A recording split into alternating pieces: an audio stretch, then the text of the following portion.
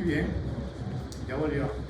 Entonces, repasando nuevamente nuestro algoritmo, que es muy sencillo.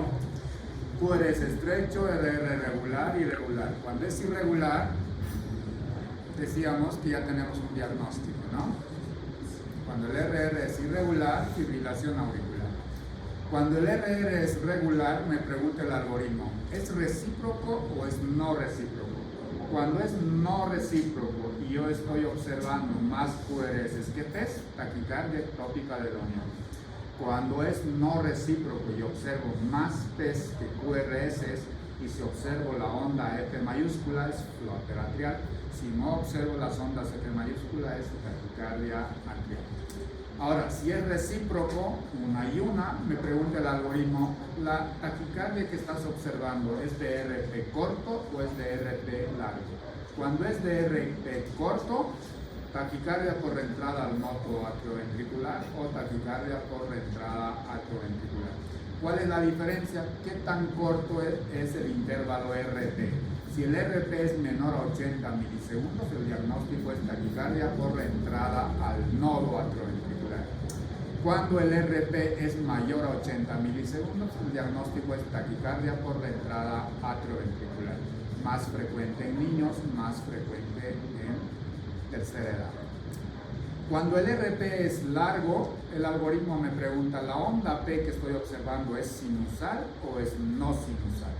Cuando es sinusal, el diagnóstico es taquicardia atrial. Cuando es no sinusal, cuando la onda P es sinusal, el diagnóstico es taquicardia sinusal. Cuando la onda P es no sinusal, el diagnóstico es taquicardia atrial. Fíjense cómo tenemos acá, llegamos al diagnóstico de taquicardia atrial por 2 vías, porque taquicardia atrial son varios tipos, ¿vale? Entonces, este es el algoritmo que yo tengo que aprender a utilizarlo cuando estoy frente a un electrocardiograma en ritmo de taquicardia de QRS estrecho.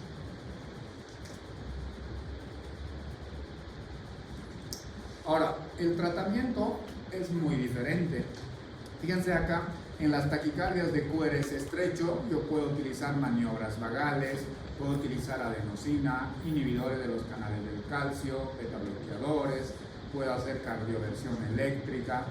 En las taquicardias de QRS estrecho, por ejemplo, acá te dicen no usar agentes que afecten la conducción nodal, es decir, no puedo hacer esto, no puedo utilizar adenosina.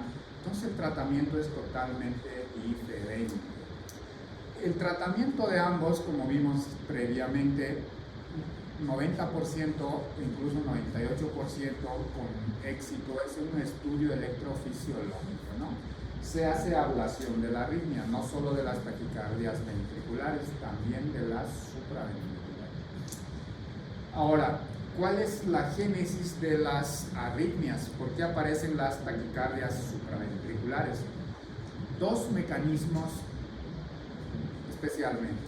Cuando tenemos un foco ectópico o cuando tenemos macro reentrada, ¿sí? Son los mecanismos en cuanto a la producción de las arritmias, focos ectópicos y macro reentradas. ¿Qué es un foco ectópico? Fíjense acá, este es un corte anatómico de la aurícula derecha, esta es la aurícula izquierda, ¿sí?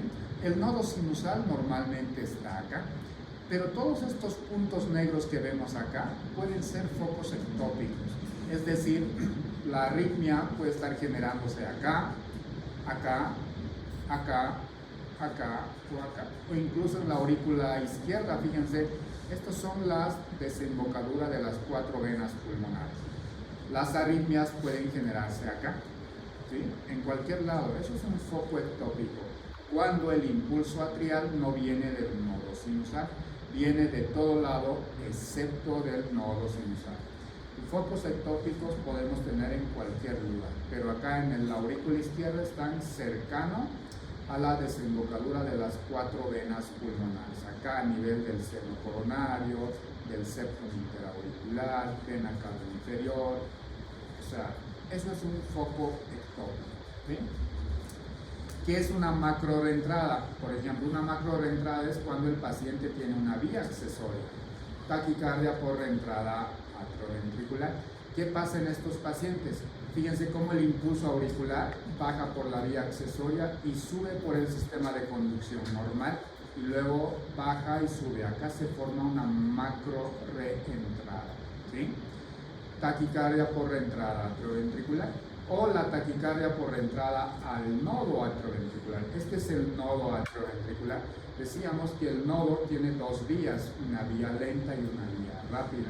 Normalmente el impulso auricular se conduce por la vía rápida, pero en algunos pacientes alguna vez esto puede estar bloqueado, el impulso bajar por la vía lenta y subir por la vía rápida, y acá se perpetúa la arritmia. Entonces estos son macro reentradas. Este es un focos ectópicos y estos son macro reentradas. Fíjense acá con los focos ectópicos. Vamos a ver dos derivaciones, D2 y ABR. Cuando el impulso se genera en el nodo sinusal, la onda P en D2 es positiva, al igual que en ABR. Pero fíjense cuando el impulso se genera acá, en la parte baja de las aurículas, la onda P en D2 se vuelve negativa, al igual que en ABR. Ahora, los pacientes pueden tener varios focos ectópicos. Fíjense, acá hay un foco ectópico, acá hay otro foco ectópico. Entonces, las ondas P van a ser de diferente morfología. Fíjense, acá tengo una onda P positiva que se continúa con una onda P negativa, luego otra vez positiva. Y así yo puedo verlo en D2 o en AB, ¿sí? Esto es lo normal. Este es un foco ectópico en la parte baja de las aurículas. Acá tengo varios focos ectópicos, ¿sí? Focos ectópicos como mecanismo de generación de las arritmias. Las macro reentradas también pueden ser el flóter atrial, por ejemplo. El flóter atrial es una macro reentrada donde la arritmia gira en torno a alguna estructura. Cuando las aurículas crecen por demás, entonces aparecen las famosas macro reentradas, ¿sí? El flóter o la fibrilación auricular también es un tipo de macro reentrada, pero es una macro reentrada desorganizada.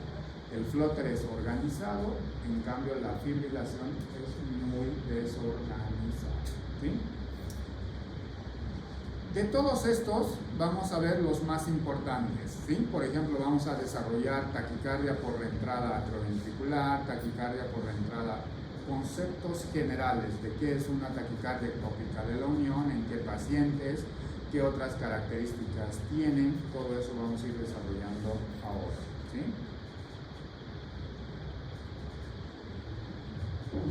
Vamos con la taquicardia por reentrada atrioventricular. Taquicardia por reentrada atrioventricular decíamos cuando existe una vía accesoria. Fíjense en esta imagen cómo el impulso eléctrico solo baja a través del nodo atrioventricular y a las dejes. Pero fíjense, este paciente tiene una vía accesoria, ¿no?, entre atrio y ventrículo. ¿Y cómo aparece la arritmia? Pues así. Esto es lo normal cuando el impulso eléctrico baja solo a través del nodo atrioventricular. Pero estas personas que tienen una vía accesoria, el impulso eléctrico primero baja por la vía accesoria, fíjense acá, y luego sube por el sistema de conducción normal. Y acá es cuando aparece la taquicardia. Un paciente que tiene una vía accesoria de manera normal solo tiene onda delta. Pero este paciente en cualquier momento puede desarrollar una taquicardia por reentrada atrioventricular. Fíjense en este electrocardiograma.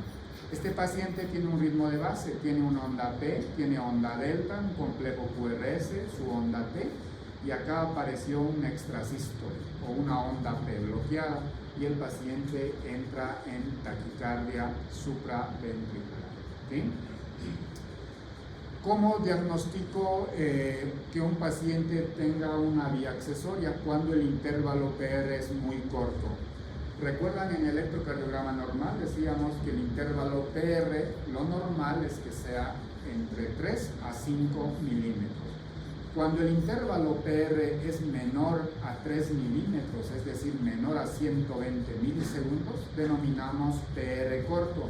Y yo les decía que PR corto es preexcitación, onda delta o Wolff-Parkinson-White, ¿sí? Entonces, estos son estos pacientes que en cualquier momento pueden tener una taquicardia por reentrada atrioventricular. Más adelante vamos a ver el ejemplo, ¿sí? Entonces, ¿qué es Wolff-Parkinson-White? por definición es una preexcitación y los pacientes suelen tener palpitación, ¿sí? Wolff-Parkinson-White, taquicardia por reentrada atrioventricular, se puede dar en todas las edades, pero sobre todo se da en la pubertad, es decir, en los adolescentes, el 90%, lo que no significa que no se dé en hombres mayores, ¿sí? Hasta un 85% se da en pacientes con corazón estructuralmente sano, pero esto de acá es muy importante. Un 26% de los pacientes que tienen esta enfermedad llamada anomalía de Epstein, que es una cardiopatía congénita, un 26% de estos pacientes suelen tener vía acceso. Fíjense este electrocardiograma. Acá, por ejemplo, la frecuencia cardíaca, ¿cuánto está? 300, 150, 175. Aproximadamente está en 75. ¿Es un electro en ritmo de taquicardia? No. De hecho, está en ritmo sinusal. Fíjense acá la onda P. Onda P, QRS, onda T. P, QRS, T. Pero fíjense acá abajo. Onda P, ni bien termina la onda P, ya empieza el complejo QRS. ¿Qué se perdió? Ahí lo que se perdió fue el segmento PR. Vean muy bien ese electro. Ese es un electro de un paciente que tiene preexcitación.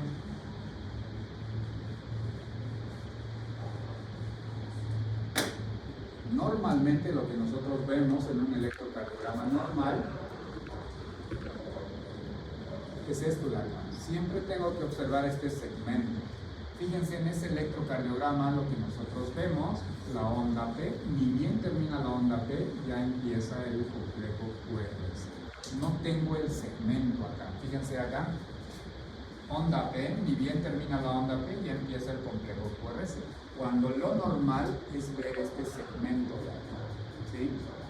Y esto no tiene este electrocardiograma, onda P, QRS. De hecho, fíjense acá, de acá, acá, a eso denominamos onda delta. Yo tengo acá la onda P, ni bien termina la onda P, ya empieza la onda delta y luego recién se continúa con el complejo QRS. ¿Sí? ¿A qué denominamos onda delta? A esto de acá, desde acá hasta acá. Esto de acá se llama onda delta y representa la vía accesoria. Esta partecita de acá representa la vía accesoria, ¿sí?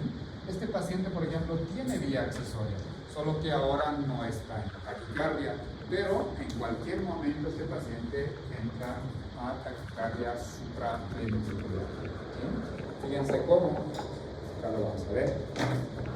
Tengo un ejemplo acá. Fíjense, onda P, QRS, onda T, onda P, QRS, onda T, onda P, QRS, onda T. ¿Qué apareció acá? Una extrasístole ventricular. Fíjense, QRS con la repolarización inversa, ¿no? Después de esta extrasístole, el paciente entra en taquicardia. Acá la frecuencia cardíaca, 300, 150, 175, 60, entre 50 y 60. Pero este paciente tiene onda delta, fíjense acá, esta es su onda delta. Este paciente tiene onda delta, tiene una vía accesoria. Que con una extrasístole el paciente entra en taquicardia supraventricular. ¿Cuánto de frecuencia tiene acá? Aproximadamente 150. Y fíjense cómo la onda P se va después del complejo QRS. Acá, en un inicio, la onda P está antes del complejo QRS. Ya cuando el paciente entra en taquicardia supraventricular, la onda P se va después del complejo QRS. Entonces, este termina siendo una taquicardia de RR regular, de QRS estrecho. Es recíproca, ¿por qué? Porque tengo un QRS y una onda P, pero es de RP corto, ¿sí? ¿Qué más tienen estos pacientes? Suelen tener alternancia eléctrica, que acá no está muy evidente, intradesnivel del ST. Inicia con una extrasístole ventricular. Esta es la extrasístole ventricular. Si se fijan acá, si son un poco más observadores, este complejo QR es un poquito más alto que este de acá. Este es más alto. A esto llamamos alternancia eléctrica, cuando un complejo QR es más grande, el otro más pequeño. más pequeño, más grande, alternancia eléctrica. Todo eso nosotros podemos buscar en la taquicardia por entrada atrioventricular. Así es como estos pacientes que tienen un electro, entre comillas, normal, si uno no sabe diagnosticar esta preexcitación, al paciente le da como un electrocardiograma normal. ¿Qué es lo único que me llama la atención acá? El PR corto. ¿Sí? ¿Cuánto mide el PR? Más o menos 2.5 milímetros. Es un PR corto. Y un PR corto es preexcitación. Otra cosa que también llama la atención es el QRS. El QRS se ve ancho. El QRS se vuelve ancho cuando hay bloqueo de rama o cuando hay preexcitación. En este caso es preexcitación, por eso el QRS se ve ancho. ¿Sí? Acá nos está mostrando el ejemplo de la vía accesoria.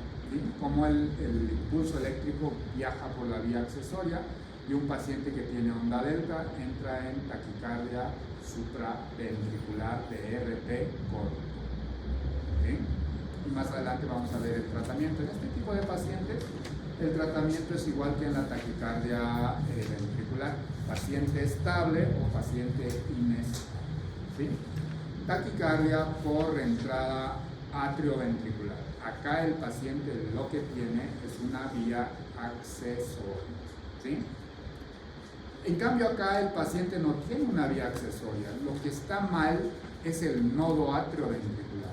El nodo atrioventricular, decíamos que tiene dos vías. Mira, acá está bien ejemplificado. Fíjense acá, este es el nodo atrioventricular.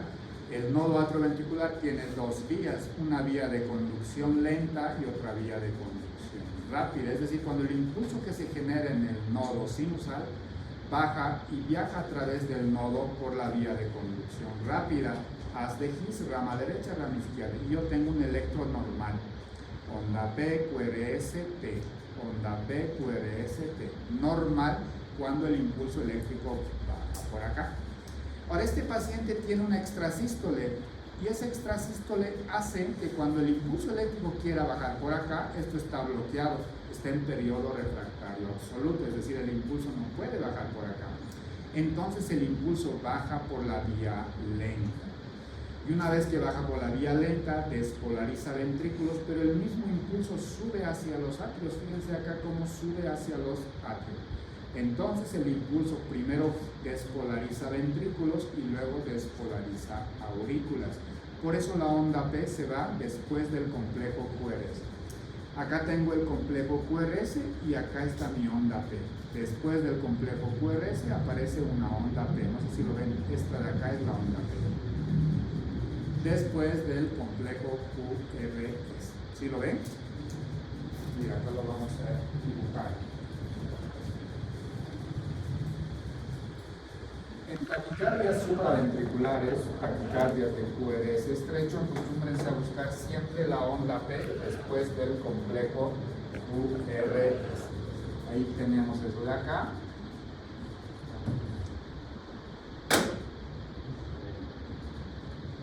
Más o menos eso es lo que tenemos. ¿Sí? Este de acá es la onda P. Entonces acá, si yo busco, esta es mi onda P, mi onda P, mi onda P, mi onda P. Se va después del complejo QRS. Si yo mido acá el intervalo RP, ¿será de RP corto o RP largo? Acá, yo quiero medir el intervalo RP, lo mido de acá hasta acá. En cambio acá, corto, ¿verdad? Esto es un RP corto.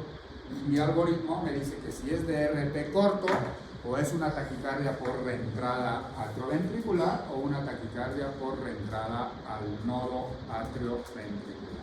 ¿Sí? Entonces, la taquicardia por reentrada al nodo, el problema está en el nodo atrioventricular. Se considera una macrorreentrada justamente por esto de acá. 30-40% de las taquicardias supraventriculares son taquicardias por reentrada al nodo atrioventricular. Es más frecuente en personas mayores a 50 años, sobre todo en mujeres. Se puede dar en personas sanas, pero también se puede dar en personas con cardiopatía, ya sea congénita o adquirida. El tratamiento, por ejemplo, de este tipo de pacientes es paciente estable o paciente inestable. Si el paciente está inestable, entonces hacemos cardioversión eléctrica. Si el paciente está estable, podemos hacer incluso maniobras vagales, puedo yo utilizar adenosina, cardioversión eléctrica en pacientes inestables. El tratamiento definitivo siempre es un estudio electrofisiológico. Se hace ablación de esta vía accesoria. ¿Qué hacen los electrofisiólogos en estos pacientes? Como esto de acá está bloqueado, como el impulso eléctrico está viajando o está pasando por acá, los electrofisiólogos lo que hacen es quemar esto de acá. Lo queman completamente, entonces el impulso eléctrico a fuerzas tiene que bajar por acá. Entonces los pacientes nunca más van a tener una taquicardia por reentrada al nodo atrioventricular. ¿Sí? En estos pacientes podemos hacer estímulo vagal, aplicando hielo en la cara, un masaje carotídeo que actualmente no se hace, sobre todo una valsalva modificada, eso sí podemos hacer. ¿Sí? Ahora, algo bien importante que en clase previa también les he comentado, hay una diferencia muy importante entre lo que es cardioversión eléctrica y desfibrilación eléctrica. ¿Cuál es la diferencia? La cardioversión eléctrica es una cardioversión sincronizada. Cuando ustedes sincronizan al paciente con el equipo, lo que hacemos es hacer que la descarga que vamos a aplicar, la descarga eléctrica, llegue en este momento del ciclo cardíaco, entre la onda R y el inicio de la onda T. Si el impulso eléctrico llega acá, entonces se revierte el ritmo. Pero si yo a este paciente que tiene una taquicardia supraventricular no le hago una cardioversión sincronizada, lo que voy a aplicarle es una desfibrilación. Si por mala suerte el impulso eléctrico llega en la onda T, a este paciente que tiene una taquicardia supraventricular le voy a provocar una fibrilación ventricular. ¿Sí? Entonces, ¿cuál es la diferencia entre cardioversión y desfibrilación? La cardioversión es sincronizada. Sincronizamos el equipo con el complejo QRS del paciente. Y con eso hacemos que la descarga llegue en este momento del ciclo cardíaco. Pero si yo al paciente no le sincronizo, entonces lo que voy a hacer es una desfibrilación. Y si por mala suerte el impulso que yo le aplico llega acá en la onda T, el paciente entra en fibrilación ventricular. Y fibrilación ventricular decíamos que ya es ritmo de paro. ¿Sí? En estos pacientes con taquicardia supraventricular de RP corto, podemos utilizar la adenosina. La adenosina, de hecho, es una prueba diagnóstica. ¿Sí? La adenosina siempre se aplica en una vena que está más próxima al corazón. ¿Por qué? Porque la vida media es muy corta. La vida media de la adenosina es 1.5 segundos, de 1.5 a 2 segundos. Es decir, que una vez aplicada, en menos de 2 segundos debería de llegar al corazón. Si no llega al corazón, no sirve de nada, ¿no? Fíjense acá en el ejemplo cómo se aplica la adenosina. Yo con esto aplico la adenosina y acá tengo el suero fisiológico para empujar la adenosina y que llegue más rápido hacia el corazón. Tiene que llegar en menos de 2 segundos. ¿Por qué? Porque la vida media de la adenosina es muy, pero muy corta. ¿Sí? En taquicardias supraventriculares de QRS estrecho de RP corto, podemos utilizar la adenosina. ¿Sí? Este es un algoritmo de la taquicardia por reentrada al nodo atrioventricular. Acá te dice cómo está el paciente. Hemodinámicamente está inestable, ¿sí o no? Si está inestable, cardioversión sincronizada. Si el paciente está estable, puedo aplicar maniobras vagales. Si no cede con maniobras vagales, puedo utilizar adenosina. ¿Vale? Otra taquicardia muy frecuente, de hecho la taquicardia sinusal es la taquicardia supraventricular más frecuente. ¿Cómo llego al diagnóstico? Con el algoritmo. ¿Sí? Ahora, en la taquicardia sinusal, o por qué los pacientes tienen taquicardia sinusal, normalmente se debe a un automatismo acelerado o incrementado. Todos los pacientes que tienen fiebre van a tener taquicardia, todos los pacientes que están haciendo ejercicio tienen taquicardia, los pacientes que tienen algún tipo de infección tienen taquicardia, los pacientes que tienen hipertiroidismo, anemia, etcétera, etcétera. La taquicardia sinusal, entonces, el impulso eléctrico se genera de manera normal, solo que existe un automatismo incrementado, ¿no? ¿Por qué? Secundario a lo externo, anemia, fiebre, infección, etcétera, etcétera. ¿Qué tenemos que hacer acá? Corregir la causa. Si el paciente tiene anemia, mientras tenga anemia, el paciente tiene taquicardia sinusal. Corriges la anemia, normalmente la taquicardia desaparece. El paciente tiene fiebre, mientras tenga fiebre, pues el paciente va a estar con taquicardia sinusal. Quitas la fiebre, normalmente la taquicardia desaparece. Pero hay determinados pacientes donde la taquicardia se mantiene. Yo tengo un paciente con anemia, tiene frecuencia cardíaca de 150. Corrijo la anemia, pero la frecuencia cardíaca sigue estando en 150. A eso llamamos taquicardia sinusal inapropiada. Si estoy ante este diagnóstico, solo hacemos control de frecuencia, es decir, bajamos la frecuencia cardíaca. ¿Con qué? Beta bloqueadores, bloqueadores de los canales del calcio o ipratropium. ¿Sí? ¿Cómo llegamos al diagnóstico? Muy sencillo. Este es un paciente, un electrocardiograma con taquicardia sinusal. Vamos con el algoritmo. ¿Cuánto de frecuencia cardíaca tiene acá aproximadamente? 300, 150. ¿Cómo 150? ¿Está en taquicardia, sí o no? Sí. ¿Cómo está el QRS? ¿Ancho o estrecho? Estrecho. Entonces, electrocardiograma en ritmo de taquicardia de QRS estrecho. ¿El RR es regular o irregular? Regular. De RR regular. Ahora, ¿recíproco o no recíproco? Es decir, yo observo una onda P por cada complejo QRS, lo busco acá abajo. Onda P, QRS, onda T. Onda P, QRS, onda T. Onda P, QRS. Entonces tengo una onda P por cada complejo QRS. ¿Es recíproco? Si es recíproco, ¿es de RP corto o RP largo? ¿Qué dice? ¿Corto o largo? Vamos a hacer el ejemplo. A ver. Decíamos,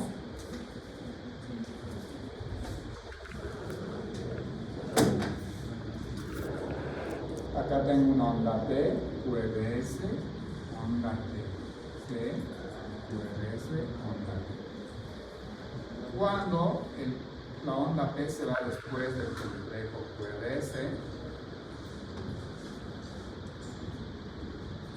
entonces yo quiero medir acá el intervalo RP, acá, yo quiero medir acá el intervalo RP largo, RP corto. Cuando la onda P está antes del complejo QRS, siempre es RP largo. Cuando la onda P está después del complejo QRS, es RP corto.